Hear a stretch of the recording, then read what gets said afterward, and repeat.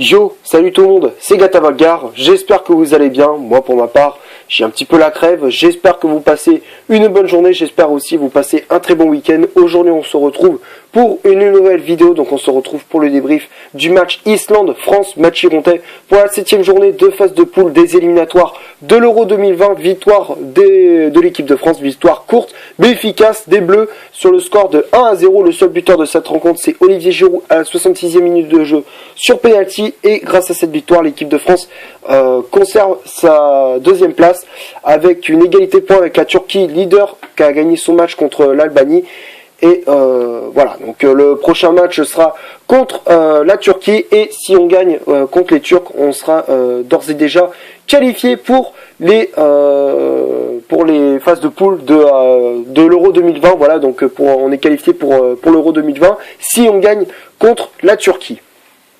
Voilà, donc pour en revenir au match face aux Islandais, pour débriefer un peu ces 90 minutes, bon, les 45 premières, je vais pas te mentir, on s'est fait un peu chier, voilà, on va pas se mentir, on s'était un peu ennuyé en première mi-temps, voilà, on a eu des occasions côté français, mais elles étaient un peu brouillons, voilà, les occasions étaient un peu brouillons du côté de l'équipe de France, voilà, donc on a essayé avec Kingsley Coman ou encore Olivier Giroud, mais bon, voilà, on n'a pas trop réussi à trouver cadre, voilà. Après côté islandais, pareil, ça a été brouillon également. Donc voilà, donc bon, il y avait trois occasions de part et d'autre, voilà, enfin quelques occasions, quelques opportunités un petit peu dangereuses. On a eu quelques frissons en première mi-temps, mais bon, voilà, hormis ça, on s'est fait un peu chier en première mi-temps, on va pas se mentir. Voilà, donc mi-temps, on rentre au vestiaire sur ce score de 0-0. Seconde période, bon, on repart comme on avait commencé cette première mi-temps avec le ballon, on essaye d'étirer un petit peu le bloc islandais, voilà, qui avait un bloc assez physique, assez compact, voilà, qui avait quand même, qui avait même, ils avaient mis quand même, de l'agressivité du physique, mais bon, voilà, ça n'a pas trop gêné l'équipe de France pour garder le ballon. Voilà, quand on regarde la possession de balle, c'est vrai que l'équipe de France avait énormément le ballon, mais bon, voilà, on n'arrivait pas à trouver, on n'arrive pas à trouver la faille. Il n'y avait pas un déclic pour que ça, pour qu'on trouve la faille. Et il fallait attendre la 66e minute de jeu suite à un contact entre un joueur islandais, je crois c'est Skulason, sur Antoine Griezmann, et l'arbitre désigne le point de pénalty. Et à la 66e, Giroud le transforme, voilà, donc c'est lui qui a tiré à la place de Griezmann qui a été sorti sur blessure, enfin sorti, il s'est retiré du terrain pour soigner sa blessure, donc du coup c'est Giroud qui s'en est chargé pour tirer ce penalty. Contre-pied parfait, rien à dire, voilà, donc à ce moment-là l'équipe de France mène 1-0, et là c'est à partir de là que le match commence à prendre une autre ampleur. Donc ça se voit que les Français, ils avaient commencé à être un peu plus dangereux, ils étaient un peu plus efficaces que depuis que Giroud a marqué sur penalty. On sentait que l'équipe de France avait plus d'occasions, on a senti que l'équipe de France a été plus libérée, voilà, on sentait que les Bleus étaient plus libérés suite à ce but de Giroud sur penalty. Donc voilà, donc c'est à partir de là que l'équipe de France a été un peu plus, je dirais pas efficace devant les buts, mais un peu plus dangereux, voilà, devant les cages d'Alderson, le gardien islandais. Donc voilà, donc ça c'est le point positif qu'on peut retenir. Donc voilà, après il a fait rentrer Wissam Ben Yedder et Jonathan Ikoné pour apporter un peu plus de vitesse, un peu plus de précision dans le jeu de l'équipe de France. Voilà, donc ça a quand même apporté un peu ses fruits. Quand on voyait Wissam Ben Yedder qui était en jeu, on a senti que l'équipe de France avec un peu plus de rythme, un peu plus d'efficacité devant le but. Voilà, donc voilà, même si ça n'a pas été au fond du filet, c'est vrai que Ben Yedder et Ikoné, ça nous a fait du bien. Voilà, donc voilà pourquoi Deschamps les a appelés, parce qu'ils sont capables d'apporter de l'efficacité dans le jeu de l'équipe de France. Voilà. Et donc du coup on gagne ce match 1-0. Bon, c'est pas le match de l'année, mais bon voilà, le résultat est présent et on est actuellement deuxième de cette poule. Voilà, donc on va passer maintenant à la composition d'équipe que Didier Deschamps a aligné pour ce Islande-France. Donc ça a été un 4-2-3-1 classique, voilà, on change pas de formation. 4-2-3-1 avec Mandanda dans les buts de l'équipe de France à la place d'Hugo Lloris blessé.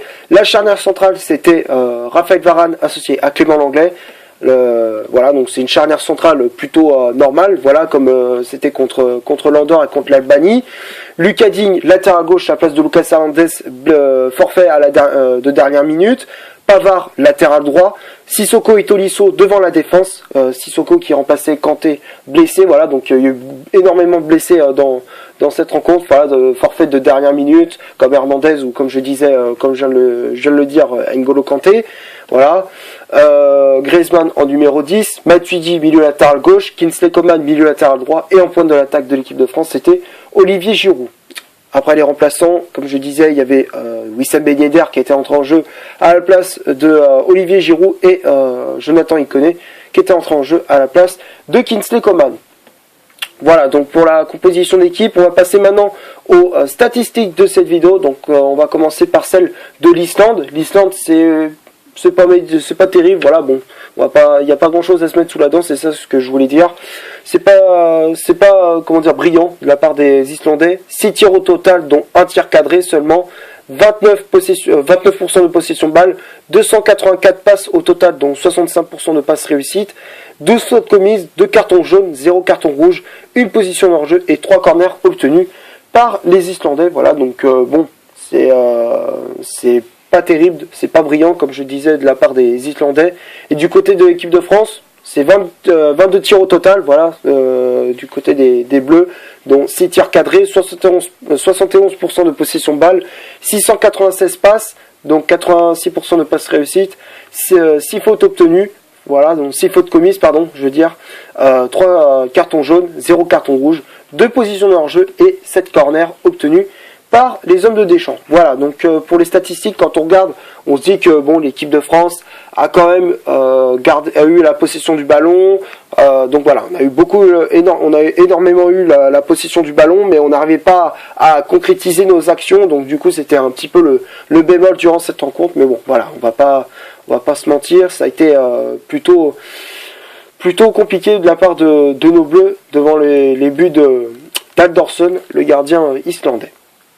Voilà, donc on va passer maintenant au top et au flop de cette vidéo. Donc les tops pour moi, c'est Stade Mandanda. Voilà, Mandanda qui a été plutôt correct dans cette rencontre. Voilà, bon, c'est pas le match de l'année pour lui, mais bon, quand même, il a quand même fait son retour en équipe de France avec un clean sheet. Voilà, donc un match propre de la part du gardien marseillais. Voilà, donc c'est mérité pour lui. Voilà, donc c'est un match plutôt bon de la part du gardien de l'OM. Donc voilà, Mandanda pour moi je le mettrais dans le top, même si bon, il a eu un match plutôt relax, voilà, avec très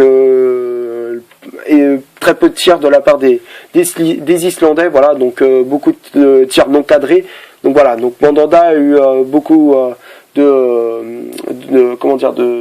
n'a pas eu beaucoup de soucis à se faire. Voilà, donc match plutôt relax de la part du gardien marseillais. Donc voilà, Mandanda c'est le top.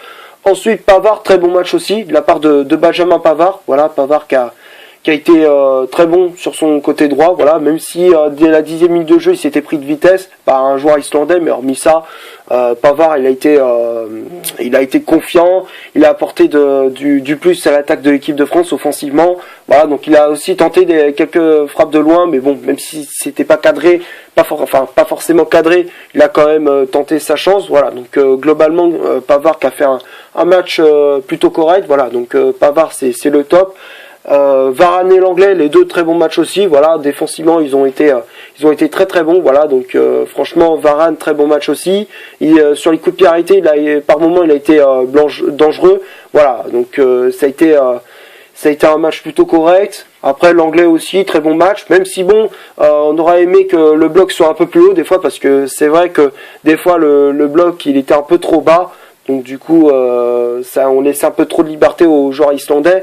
Mais bon, voilà. Donc globalement, Varane et l'Anglais, ils ont fait tous les deux un très bon match. Donc voilà. Donc pour moi, Varane et l'Anglais, c'est le top. Lucas Digne, bon, c'est pas le match de l'année non plus, mais quand même, sur son côté gauche, il a été quand même plutôt bon, même si bon, c'est juste les centres qui étaient un peu mal adressés. Mais voilà, quand même, ça a été un match plutôt correct pour Lucas Digne. Donc voilà, donc pour moi, Digne, je le mettrais dans le top. Tolisso et Sissoko, très bon match aussi. Les deux très bons matchs de la part des deux milieux de l'équipe de France. Voilà. Tolisso qui a énormément distribué de ballons à droite à gauche, même s'il manquait un petit peu, même s'il manquait un peu de vitesse dans son jeu, c'est ce que je reprochais. Il a quand même été plutôt correct, voilà, dans ses ballons donnés, dans son jeu, voilà. Donc c'est ce que je lui reprochais un peu, c'est un manque de vitesse de la part du milieu du Bayern. Voilà, donc c'est juste le petit reproche que je peux faire à Tolisso, mais hormis ça, très bon match de la part du joueur du Bayern, donc pour moi je le mettrais dans le top. Sissoko pareil, très bon match, voilà, donc il a apporté de la combativité dans le milieu de l'équipe de France, voilà, donc en fin de match il a apporté un peu plus de vitesse, il s'est projeté un peu plus vers l'avant qu'en début de match, voilà, donc globalement Sissoko a fait quand même un très bon match, voilà, donc pour moi Sissoko je le mettrais dans le top. Ensuite, Kingsley Coman, bon, il a apporté un peu plus de vitesse, il a essayé d'apporter un peu de vitesse sur son côté, d'essayer d'essayer de passer devant le latéral, de percer cette défense de l'Islande, voilà, donc il a essayé de percer cette défense, mais bon, il avait du mal à trouver la faille. Il a quand même été plutôt bon durant cette rencontre, même si bon, tout n'a pas été bon pour lui, il a fait quand même un match plutôt correct, voilà, donc il a quand même apporté de la vitesse, il a essayé de prendre de vitesse les latéraux de la défense islandaise, de la défense de l'Islande, voilà, donc très bon match de la part de Kingsley Coman, voilà, donc pour moi Kingsley Coman je le mettrais dans le top. Griezmann, bon, c'est pas, je vais pas non plus l'enfoncer, mais voilà, ça n'a pas été non plus un grand match pour Antoine Griezmann. Voilà, donc pour moi Griezmann, j'ai trouvé un peu décevant durant cette rencontre. Voilà, donc voilà, je vais peut-être le mettre quand même dans le flop. Je vais quand même le mettre dans le flop parce que bon, en fin de match, même s'il a fait quand même pas mal de replis défensifs.